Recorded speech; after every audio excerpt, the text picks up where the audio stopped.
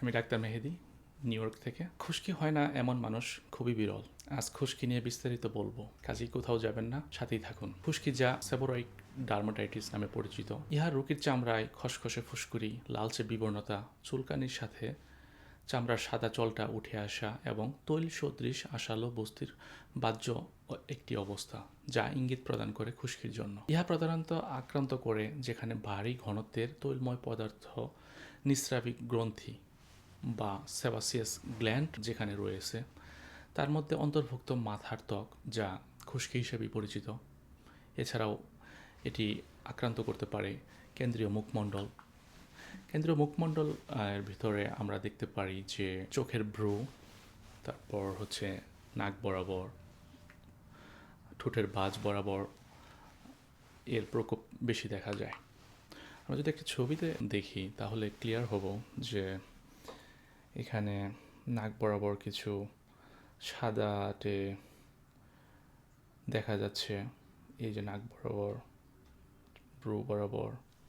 যদি আমরা প্রিভিয়াস স্লাইডে আরেকবার দেখি, এই তো সাদাটে জলটা উঠে যাওয়ার মতো অবস্থা। এবং এছাড়াও কান উল্লেখযোগ্যভাবে খুশকি দ্বারা আক্রান্ত হতে পারে। এ ধরনের গাত্র চর্মে ফুসকুড়ি, বুক, উপরের পিঠ, বগল, কুচকি, যৌনাঙ্গ অঞ্চলেও দেখা যেতে পারে। বলা বাহুল্য, এ রোগ জীবনের প্রথম কয়েক বছর এবং আবার জীবনের শেষ প্রবীণ বয়সে বেশি দেখা যায়। এ রোগ দেখে যে কেউ নির্ণয় করতে পারে যে খুশকি হয়েছে। কাজে এই রোগ নির্ণয় মূলত রোগসজ্জাগত বৈশিষ্ট্য দেখে নির্ধারণ করা যায়। মেলাসেজিয়া প্রজাতি অণুজীব এ রোগ বিস্তারে ভূমিকা রাখে এবং স্থানীয় ছত্রাক বিরোধী অসুখ যেমন কিটোকুনাল জল ব্যবহারে এ ধরনের ছত্রাক থেকে পরিত্রাণ পাওয়া যায়। বাংলাদেশে কিটোকুনাল জল অ্যাভেলেবল থাকলেও আরেকটি ওষুধ যেটি খুবই কার্যকরী, সেলেনিয়াম সালফাইড, পর্যাপ্ততা এখনও ততটা নাই আমার জানা মতে। সেলসান ব্লু একটা ভালো ওষুধ যেটা আমেরিকাতে পাওয়া যায়। এই অবস্থায় চিকিৎসার জন্য এ দুটি ওষুধ খুবই কার্যকরী। অন্যান্য চিকিৎসা বা সহায়ক হিসেবে ব্যবহৃত হতে পারে, তার মধ্যে রয়েছে স্থানীয় গ্লুকোকর্টিকয়েড, যা ব্যাটনোবেট সিএল নামে পরিচিত। ব্যাটনোবেট সিএল বেশ কয়েক বছর ধরে বাংলাদেশের মার্কেটে পাওয়া যায় না, তো এর বিকল্প হিসেবে ব্যাটামিথাসন সিএলটা কার্যকরী। এছাড়াও ক্যারাটিন দংশী ওষুধ, যা স্যালিসাইলিক অ্যাসিড নামে পরিচিত, এটিও খুশকি নির্মূলে কার্যকরী হয়ে থাকে।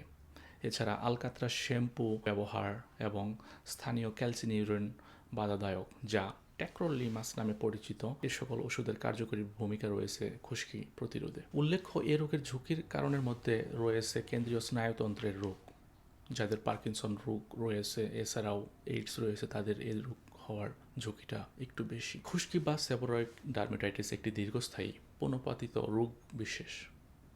এটি বারবার সংঘটিত হয়, কিছুদিন ওষুধ ব্যবহারের পরে চলে যায়, আবার ফিরে আসে।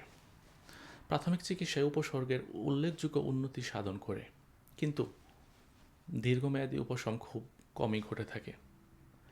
হয়তো ডাক্তার কাউকে প্রেসক্রিপশন করে কিছু ওষুধ কিছুদিন দিয়ে দিচ্ছেন, 2 সপ্তাহ 4 সপ্তাহ ভালো, আবার রোগী ফিরে আসছেন, বললেন যে আমার রোগের উপশম হচ্ছে না, আপনি কী ওষুধ দিলেন। তো ডাক্তার অবশ্যই রোগীকে আশ্বস্ত করেন এই বিষয়টাতে যে এটি পুনরায় ফিরে আসে, কাজে চিকিৎসা চালিয়ে যেতে হয় এই রোগের জন্য। ফলস্বরূপ রোগীরা সাধারণত অন্তর্বর্তী সময়কালীন পুনরায় চিকিৎসায় উপকৃত হতে পারে। সাধারণ চিকিৎসা উপাদানের মধ্যে আবারও স্থানীয় কিটোকুনাল জল অথবা সাইক্লোপাইরক্স অন্তর্ভুক্ত। সাইক্লোপাইরক্স ব্যবহার প্রতি সপ্তাহে 1 থেকে 2 বার করা হয়।